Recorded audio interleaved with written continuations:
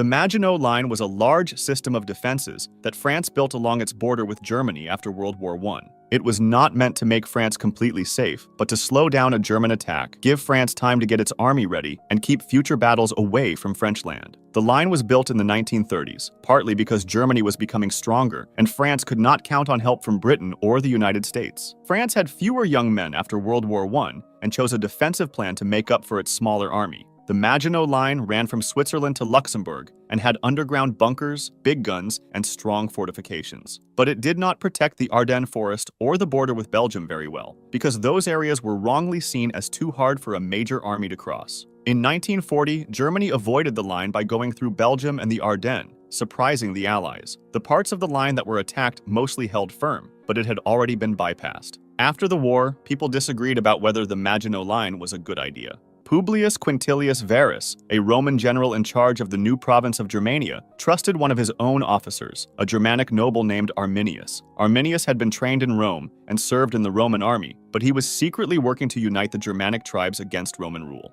That summer, as Varus and about 15,000 to 20,000 Roman soldiers marched back to their winter base, Arminius told him there was a small local rebellion that needed attention. Varus believed him and led his army into a dense, remote forest. There, the Roman troops were stretched out, slowed by bad weather and unable to fight in formation. Then, Arminius set off the trap. Over several days, the Roman legions were ambushed by Germanic warriors who knew the land and had set up hidden defenses. The Battle of the Teutoburg Forest in 9 AD started. Almost the entire Roman force was wiped out, and Varus committed suicide during the battle. The loss was so devastating that Rome gave up its plans to conquer land beyond the Rhine River. Emperor Augustus never again pushed for expansion into northern Germany. The legions destroyed in the battle's numbers were never used again. Many of the Germanic tribes that would later invade and weaken the Western Roman Empire came from this very region that Rome failed to control after Teutoburg. In the months before D-Day, German commanders disagreed about where the Allied invasion would happen.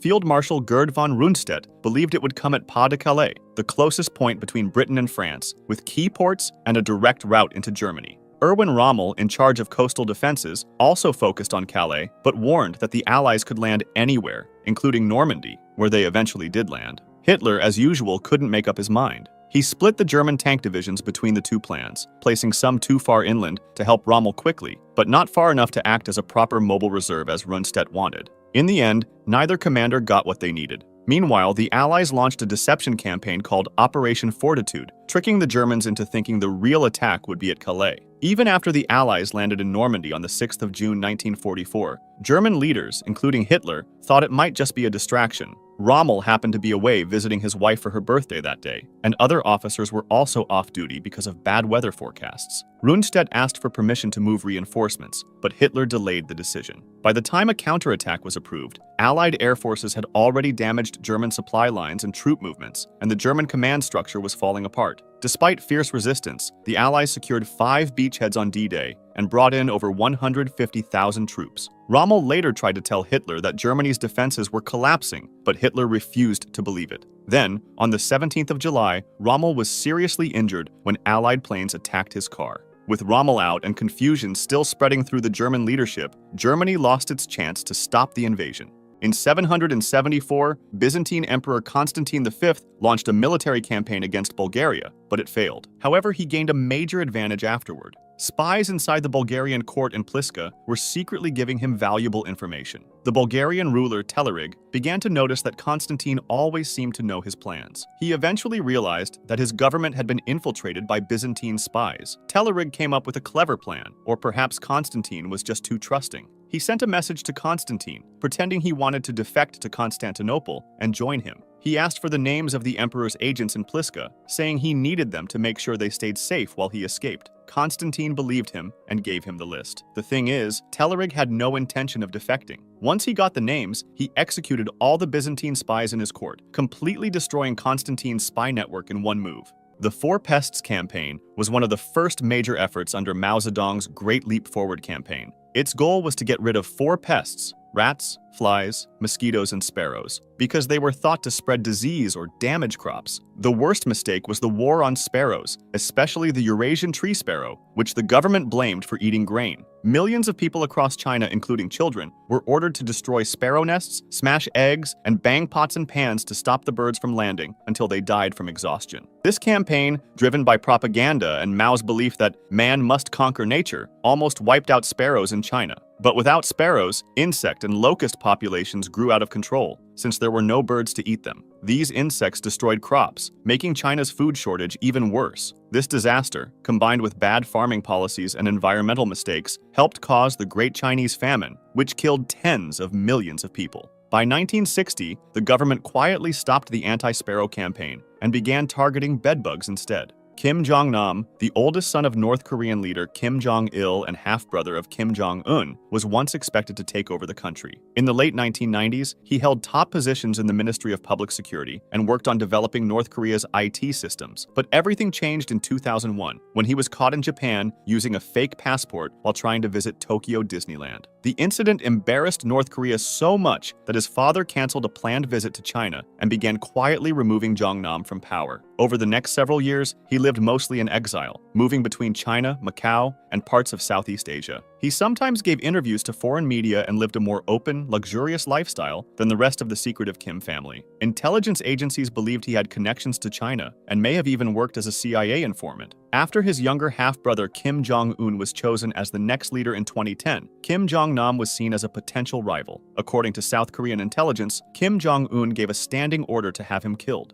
Jong-nam survived several assassination attempts and even wrote a letter asking his brother to spare his life. On February 13, 2017, he was assassinated at the Kuala Lumpur airport in Malaysia after two women smeared the deadly VX nerve agent on his face. The women were arrested, but claimed they thought it was a prank for a TV show. Most experts believe the killing was ordered by Kim Jong-un. While he was alive, Kim Jong-nam said the real reason he fell out of favor was his support for economic reforms and openness, ideas he picked up while studying in Switzerland. One of the most destructive military campaigns in human history started for a basically useless reason. In the early 1200s, Genghis Khan, leader of the Mongols, was technically at peace with the Khwarezmian Empire, and the two had even fought against shared enemies. But everything changed when a Mongol trade caravan entered Khwarezmian territory and was attacked by a local governor who stole the goods and killed the merchants. Instead of going to war right away, Genghis Khan sent ambassadors to the Shah of Khwarezm to ask for justice and for the governor to be punished. But the Shah made a terrible decision. He had one of the Mongol envoys killed and sent his severed head back with the others. In Mongol culture, harming a messenger was a serious offense. It was seen not just as an insult, but as a clear act of war. Genghis Khan responded with a massive invasion. His army destroyed entire cities and completely wiped out the Khwarezmian Empire. Even the lowest estimates suggest that millions died, but the attack didn't stop there. The Mongols continued west, bringing destruction to Persia, parts of the Middle East, and even into Europe. No one can say for sure what would have happened if the Shah had simply apologized and punished the governor. But what we do know is that at the time, the Mongols were busy fighting a war in China, so by killing the ambassador, the Shah may have accidentally triggered one of the most destructive military campaigns in human history.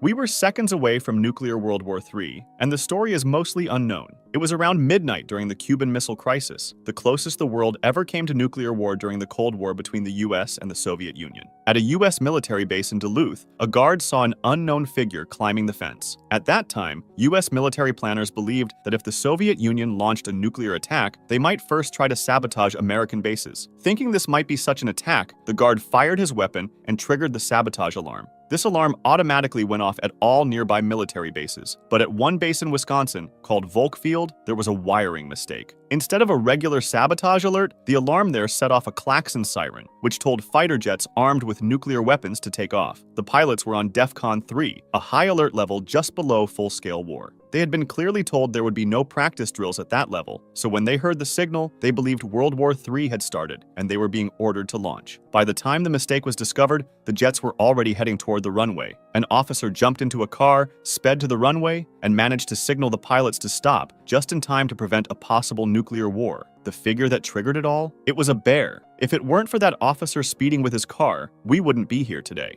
The assassination of Archduke Franz Ferdinand happened on June 28, 1914, in Sarajevo. And the Archduke was killed not because of a perfect plan, but because of a mistake. Earlier that day, there had been a failed bomb attack on his motorcade. For safety, the drivers were told to change the route, but the message didn't reach them. By accident, the Archduke's car turned onto a side street, where one of the would-be assassins, Gavrilo Princip, was standing. Gavrilo was there because after the failed bomb attack, he decided to go get some food. The driver tried to reverse the car, but stalled the engine, giving Princip the perfect chance to shoot Franz Ferdinand and his wife Sophie at close range. That wrong turn led to far more than 2 deaths. It set off a chain reaction. Within weeks, Austria-Hungary declared war on Serbia, alliances between countries took effect, and what could have stayed a local conflict turned into World War I. In 1452, Orban, an engineer and iron founder from the Kingdom of Hungary, offered his help to Byzantine Emperor Constantine XI, but the empire didn't have enough money or resources to support his work. After being rejected, Orban went to the Ottoman Sultan Mehmed II, who was preparing to attack Constantinople. Mehmed saw the value in Orban's ideas and gave him full support. In just 3 months, Orban built a huge cannon called the Basilic. It was so massive that it took 60 oxen to pull it. His cannon played a key role in the Ottoman siege of Constantinople in 1453, which led to the fall of the Byzantine Empire, which had lasted for over 1,000 years. On its first mission in March 1941, the German submarine damaged 2 Allied ships, but had to stop early after an accident with its own gun injured some of the crew. But its second mission in April and May 1941 would change the course of the war. After sinking several Allied ships in the North Atlantic, U-110 was chased by British warships. On May 9, 1941, after being hit by depth charges, the German submarine was forced to surface. This was part of a British effort later called Operation Primrose. The Allied ships surrounded the damaged U-boat. At first, the British thought the Germans would fight back and opened fire, but stopped when they realized the crew was surrendering. The German commander, Fritz Julius Lemp, saw that the submarine wasn't sinking like it was supposed to. He tried to swim back and destroy the Enigma machine, a type of encryption device used by Nazi Germany to send secret military messages, but he disappeared. No one knows for sure how he died. Meanwhile, British sailors boarded the abandoned U-110 and recovered the Enigma machine along with valuable codebooks. These gave British codebreakers at Bletchley Park a major advantage in reading secret German naval messages, especially a backup cipher known as Reservehandverfahren. To keep their success a secret, the British let U-110 sink and pretended it had gone down with everything still inside. Christopher Columbus's discovery of the Americas happened because of a major mistake. At the time, many scholars already had a pretty good idea of the Earth's actual size, thanks to earlier work by thinkers like Eratosthenes. But Columbus rejected those accurate estimates. He wrongly believed the Earth was much smaller than it really is, and thought Asia stretched much farther east than it does. Based on this wrong math, Columbus argued that Japan could be reached by sailing west from Europe in just a few weeks. Most experts disagreed and believed the trip would be far too long. Still, the Spanish crown decided to fund the voyage, impressed by his confidence and calculations. Ironically, if Columbus had used the correct numbers, the journey would have seemed too long and too risky, and he probably never would have set sail. In the end, it was only because of his miscalculation and the surprise presence of the American continents in the way that his voyage succeeded. In 1867, the Russian Empire sold Alaska to the United States for $7.2 million, about 2 cents per acre. After losing the Crimean War, Russia feared it couldn't defend Alaska in a future war, especially against Britain, whose forces were nearby in Canada. Selling the territory to the US was seen as a way to block British expansion. At the time, many Americans mocked the deal as Seward's folly, as the negotiations were led by US Secretary of State William Seward. They called Alaska a useless, frozen wasteland. The purchase gave the U.S. strategic access to the Pacific and added territory more than twice the size of Texas, full of natural resources like oil and various minerals and metals. When Alexander the Great died in 323 BC, he left behind the largest empire the world had ever seen, but no clear successor. His only direct heir was an unborn child, and his half-brother Aridaeus had serious mental disabilities. Without a stable plan for who would rule next, Alexander's top generals, known as the Diadochi, rushed to grab power.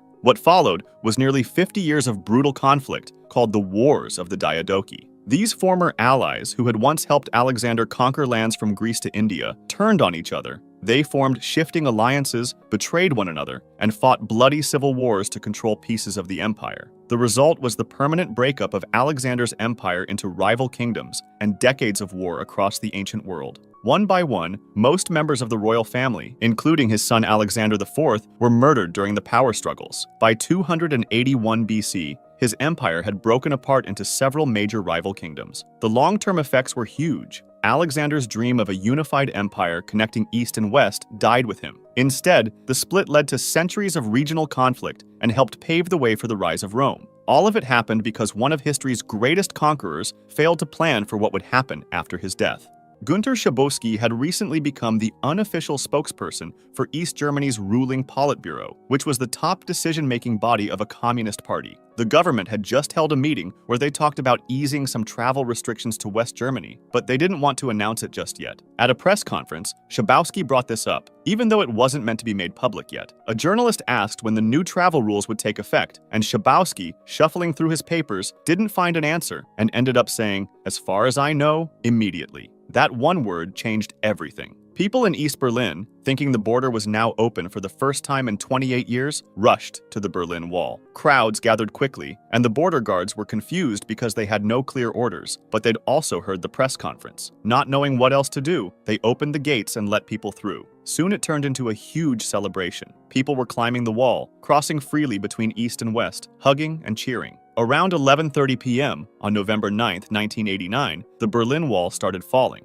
Some say Schabowski simply misunderstood. Others believe he knew exactly what he was doing. The Treaty of Versailles was signed in 1919, after World War I, and it placed very tough conditions on Germany that affected the country's future and possibly changed the path of world history. The treaty forced Germany to take full blame for the war, give up land, greatly shrink its military, and pay huge amounts of money to the Allied powers. Many Germans felt these demands were unfair and deeply humiliating, especially because they had expected peace talks to follow US President Wilson's more generous 14 points. The British economist John Maynard Keynes called the treaty a Carthaginian peace, meaning it was designed to crush Germany rather than build lasting peace. He warned that the harsh financial penalties would hurt both Germany and Europe. In Germany, the feeling of injustice was widespread. Millions of ethnic Germans ended up living outside the country's new borders, and the loss of land and military strength fueled anger and nationalism. This frustration helped extremist politics grow, especially during the Great Depression when Adolf Hitler rose to power. While the treaty was not the only reason for World War II, its harsh terms and the way people remembered them played a big part in the rise of Nazism. Operation Barbarossa, launched by Nazi Germany in June 1941, was one of the worst military misjudgments in history. It was supposed to be a quick and easy invasion of the Soviet Union, meant to defeat the Red Army in just a few weeks. But instead, it turned into the largest and deadliest front of World War II. At first, the Germans made huge gains, surrounding and killing or capturing hundreds of thousands of Soviet troops in places like Kiev and the Sea of Azov. By late 1941, they were close to key cities like Leningrad and Moscow. But the invasion began to stall. Cold weather, long supply lines, strong Soviet resistance, and poor planning all slowed the German advance. Leningrad was not taken, but instead was surrounded, leading to a terrible siege that killed over 1 million civilians, mostly from starvation. Near Moscow, German forces got within sight of the Kremlin, but were pushed back by a surprise Soviet counterattack, helped by Siberian troops brought in for defense. By the end of 1941, Germany had lost over 800,000 soldiers. The failure of Barbarossa led Hitler to take direct control of the army, which often made things worse. As Germany struggled, the Soviet Union started pushing west, retaking land, and eventually gaining control of huge parts of Eastern Europe. What started as a plan to defeat the Soviet Union ended up creating the Eastern Bloc and setting the stage for the Cold War. More people died on the Eastern Front than in all other battles of World War II combined. In 1921, while working at General Motors, Thomas Migley discovered that adding a chemical called tetrethyl lead, also known as teal, to gasoline could stop engines from making knocking sounds. Early factories making teal saw workers suffer from hallucinations, mental illness, and even death. Still, the fuel was heavily promoted and quickly spread around the world. In the late 1920s, Migley also helped create Freon, the first chlorofluorocarbon, or CFC, to be used as a safer cooling chemical in refrigerators. It worked well and was later used in aerosol sprays and inhalers. But many years after Migley's death, scientists found that CFCs were damaging the ozone layer, which protects Earth from harmful UV radiation. This discovery led to worldwide bans on CFCs. At the time, Migley's inventions seemed like smart solutions to real problems, but both unfortunately caused serious harm. A historian once said Migley had more impact on the Earth's atmosphere than any other single human being. In 1944, after being paralyzed by polio, Migley invented an elaborate system of pulleys and ropes to help others move him in and out of bed. But the device turned deadly. One day he became entangled in the ropes and was strangled to death, even though some say it was a case of suicide. If you liked this video, hit the like button and subscribe for more stories like this. And if you're not done yet, check out these 2 videos next.